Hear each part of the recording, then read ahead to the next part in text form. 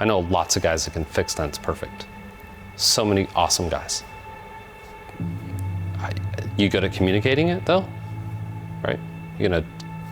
How do you get the customer to be confident in who you are if you aren't confident in every regard of this repair? Yeah, man, I'm gonna take your BMW apart. Yep. Yeah, I've taken 1,000 apart, dude.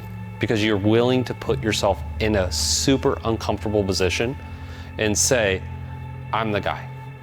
So that's what it really takes. Like, are you willing to be multi-dimensional, or do you just want to be a dent guy? I'm Michael Good, owner of the Dent Company from Tampa, Florida. My dad learned this trade in 1991. So at that point, I'm, very young teenager, take a first stab at learning it, quit immediately, don't want anything to do with it. Revisited again at 20. That journey from 20 to, soon to be 43, took me around the world, pre-internet days, pre-networking days. I owe a lot to my dad in the regard of, one, I have so much respect for the early days guys, because what a leap of faith that they took. And then, you could argue the path that I took was probably very unconventional, and you end up here.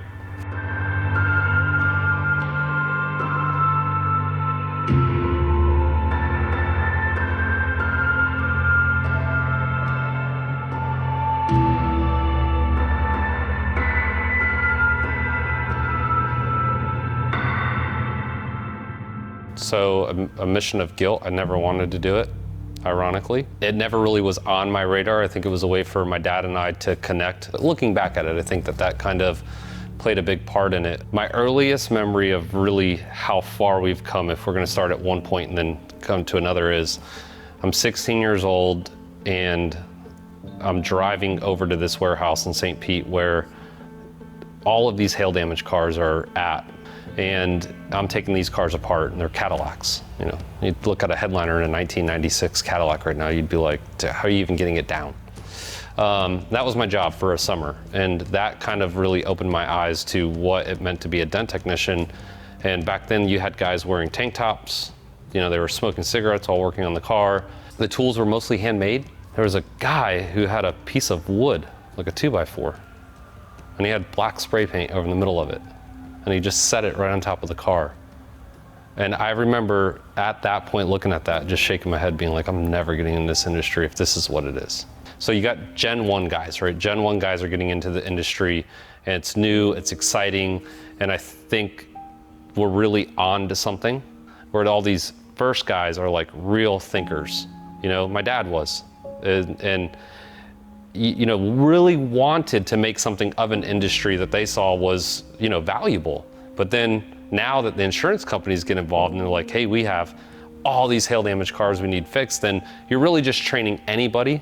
And it just kind of became like a, melting pot for things I think to ultimately, go wrong. I'm still kind of like in the middle part because I learned in 97. So I'm part of them, but I'm really a Gen 2 guy. And then in the last really 5, 6, 7 years, there's been such a big advancement in what it means to save the factory paint, period. You got the whole auto body industry that's, how many young kids want to be an auto body technician, right? Well, young kids even want to do paintless dent repair. It's hard. That last bit right there really changed it. And then you have younger people that are kind of looking at it and going, yeah, I want to be professional. I want to be a professional technician. And then you have guys that are helping making tools and equipment to facilitate these repairs. And now we're doing things that we never thought we could do that are borderline, it's unbelievable, some of the stuff, that's a big difference between wood, and then we're doing stuff that has to be done perfect.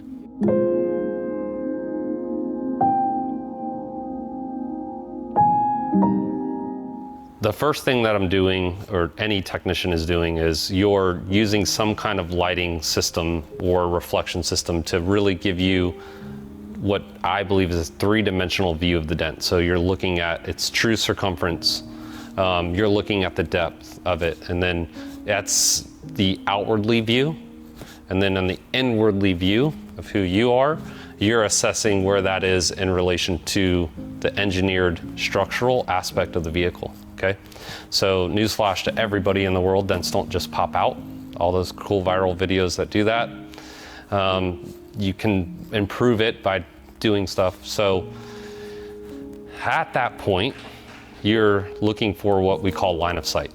And that is the ability to look at it, the dent intersecting the center portion of your, eyes. Then the real aspect of learning the trade of paintless dent repair begins. And that is being able to get the very fractional tip of your tool, could be a blunt tool even, lined up in the center of that dent.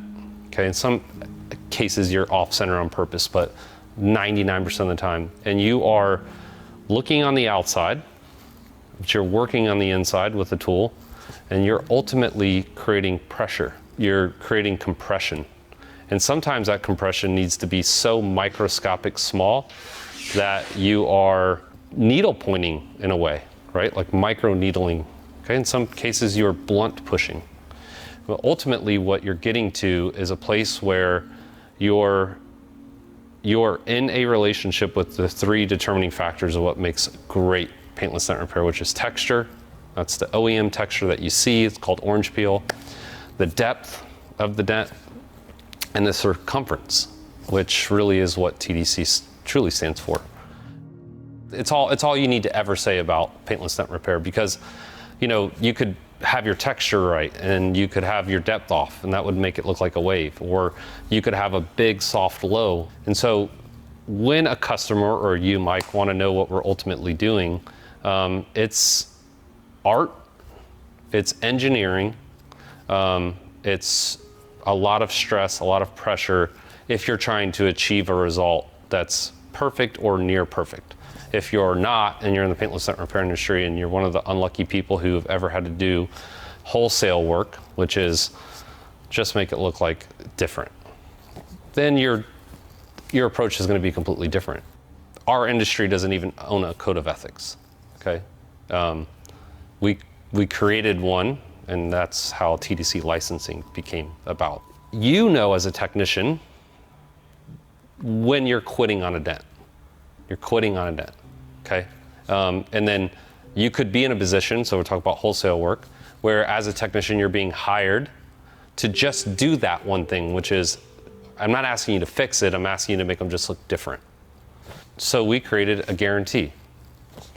And my guarantee didn't come from me just saying I did it. It came from all the years of all the countries I traveled to, where every car I fixed, I had to have it inspected by some dude with a paint stick, from 20 feet away, circling imperfections. You start to learn what it means to be perfect. When you're there. And so we had a gentleman's agreement, if you want to call it that, with our clients, and we still do today, within 1% of OEM specifications. And we invite the consumer to try to find a problem.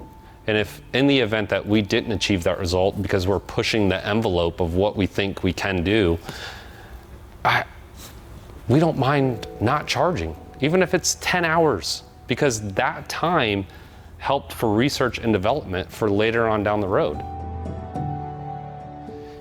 It's a different way of thinking, and I think that ultimately you're creating consumer confidence. We don't have 10 other guys looking over our shoulder, and there's no one coming to bail you out. And if you're a wholesale technician, you can't develop those skills that you need to actually fix it perfect, because there's so many little things that you need to know to take a dent and to completely make it perfect. And that can be done. It can be done.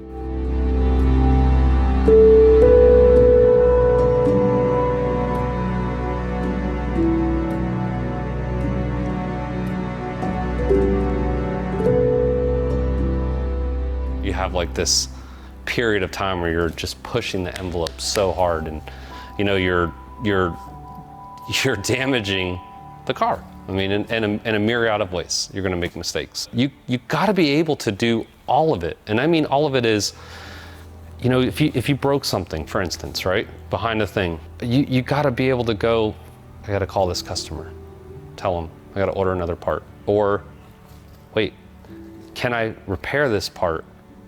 And, oh, well, I need to learn how to do this, so I'm willing to learn now, right? So you gotta put yourself in a lot of uncomfortable positions. You gotta put your foot down to consumers too. I mean, you say, hey, dude, I can't achieve this result in your carport under a tree. So like, if you're a guy like, I gotta put food on my table today, he's gonna go do that repair and maybe sacrifice something, right?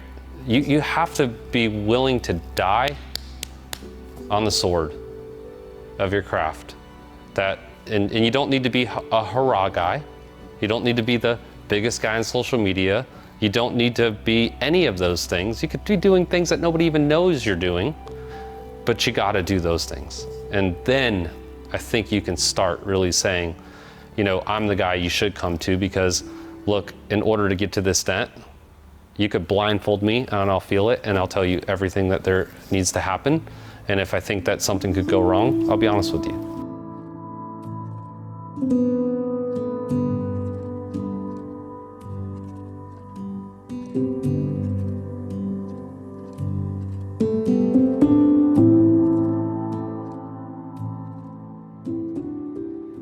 Anyone with OCD and can understand that, like, you're gonna have it from a myriad of different ways, and mine comes from the need to feel safe.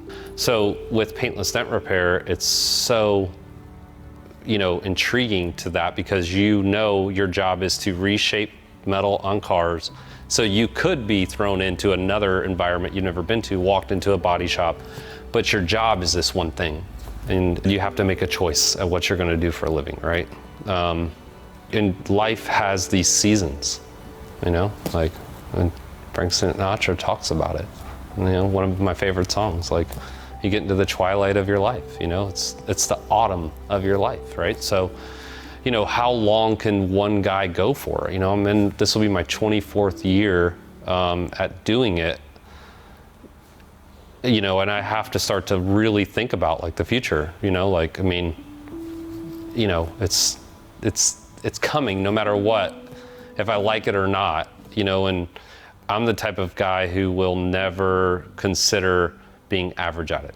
If you're young and you're thinking about, or you're, like, I want to be like that one day where I master it. Man, I was like that. That's actually how I was.